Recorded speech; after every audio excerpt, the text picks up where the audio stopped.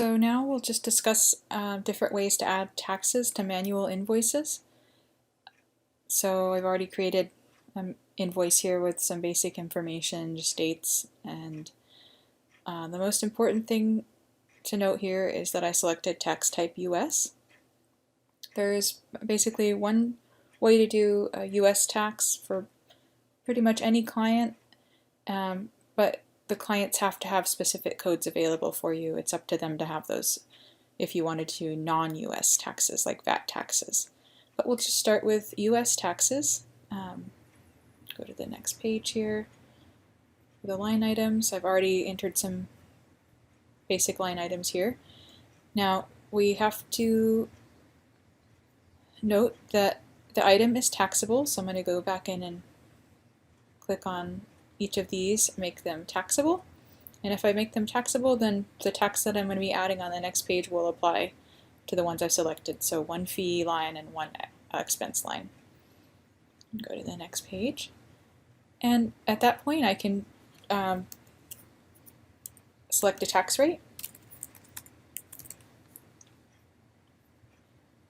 And that will apply again to the ones I marked as taxable. And we can see then on the preview that the 15% tax rate has been calculated and applied for fees and then expenses because I marked both of those.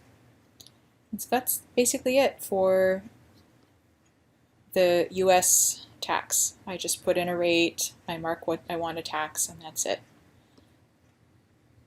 But I'll remove this here so I can show you the different options for the international taxes. And anytime, let's say you added the wrong type of tax, if you wanted to change the type, you won't be able to go back to the header and change the type. You have to kind of reverse the steps that you just did. So that's what I'm doing here. So I've taken off the tax on the taxes and discounts page. I've taken off anything that I did with taxes on the line items, and now I can go back to the header and I can select non-US, which again, if non-US taxes are available, I'll be able to select that. You can see if they're available just as a reminder by clicking on the Clients tab, clicking on the client, clicking on codes here. I'm going a little fast because this has been covered, and then selecting non-US tax codes, and all the ones that are available for fees, all the ones that are available for expenses are here. So we'll just go back to our invoice. So, and also we know now those codes are available, and the client has to have turned this on and let you know that this is available. So the client has definitely turned that on. And we'll first start with summary level tax. And so for that, we're just going to click through here. We don't have to select items as taxable. We can just select the different types of taxes here. Let's say we want better VAT on expense at $45, or we can make it $4.50 even. And we can try we can try CVAT on expenses.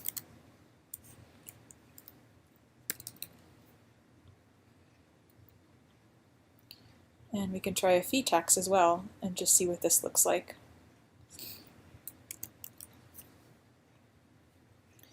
Okay, so now we've applied all of those at the summary level, and these are again international type tax codes, and that's typically what they're used for, international taxes. And we can just go back to the preview page and see how that will be applied. So as you can see, you have kind of a breakdown here, and you can have a total of your taxes for expenses, the total of your taxes for fees, and then the breakdown and the type will be here, and you won't see anything about the taxes on the line items. So that would be the summary level non-US tax. So we can take that away, again going the reverse basically the reverse of what we just did.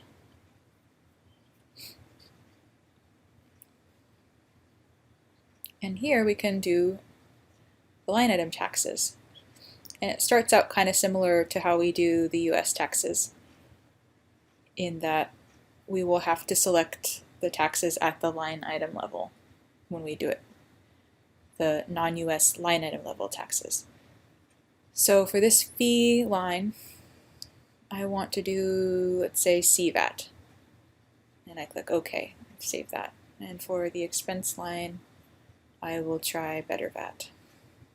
Okay.